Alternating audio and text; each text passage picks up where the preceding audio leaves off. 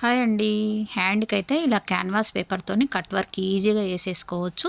ఇప్పుడు చూడండి మనము కట్ వర్క్‌ని మీకు ఎంత పెద్ద కట్ వర్క్ కావాలా, చిన్నది కావాలా మీరు ఫస్ట్ తయారు చేసుకోండి. తయారు చేసుకున్న తర్వాత లైనింగ్ క్లాత్ మీద పెట్టి ఐరన్ చేసుకోండి. ఐరన్ చేసుకున్నాక మెయిన్ క్లాత్ మీద చూడండి మెయిన్ క్లాత్ అయితే మనకు పై వైపున ఉండాలి. ఇది మాత్రం ఇలా మనకి క్యాన్వాస్ పేపర్ పైకి కనిపించేలాగా పెట్టుకోవాలి. ఎందుకంటే మనం కుట్టిన తర్వాత తిప్పేస్తాం కాబట్టి.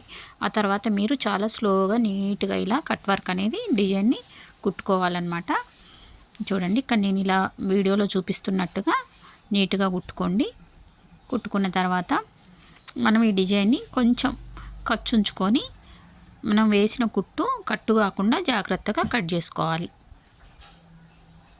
ఇలా జాగ్రత్తగా కట్ చేసుకోవాలి. కట్ చేసుకున్నాక ఆ రౌండ్స్కి మీరు కొంచెం కట్స్ కనుక పెట్టినట్టయితే మీకు బ్యాక్ సైడ్ తిప్పినప్పుడు ఈజీగా తిరుగుతుందన్నమాట క్లాత్ అనేది.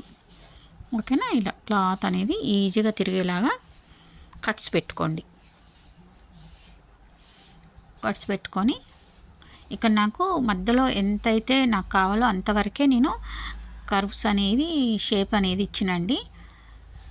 ఇంకా సైడ్కి అయితే నార్మల్గా కుట్టేసుకున్నాను అనమాట.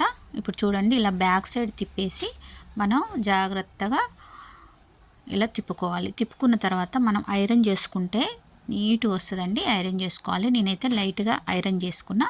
ఐరన్ చేసుకున్న తర్వాత పైనుంచి కుట్టు వేసుకుంటే ఇంకా నీట్గా ఉంటుంది. ఐరన్ చేసుకున్న తర్వాత ఆ పైనుంచి మీరు లైట్గా కుట్టు వేసుకోండి. ఇంకా ఈజీగా నీట్గా ఉంటుంది అన్నమాట. మనకి ఆ డిజైన్ అనేది క్లియర్గా కనిపిస్తుంది కుట్టు వేసుకోవడం వల్ల. ఓకేనా? సేమ్ ఒకవేళ నెక్కు కావాలన్నా ఇలాగే వేసుకోవచ్చు. కాకపోతే మనం ఐరన్ స్టిప్ పేపర్ ఉంటుంది కదా, ఆ పేపర్ అనేది కొంచెం తిక్కుగా ఉంటే మీకు ఈ డిజైన్ అనేది మనకి వాష్ చేసిన తర్వాత కూడా డిస్టర్బ్ కాకుండా నీట్గా ఉంటుంది అన్నమాట. చూడండి అంతే. మీరు నెక్కు కావాలంటే వేసుకోవచ్చు, లేదా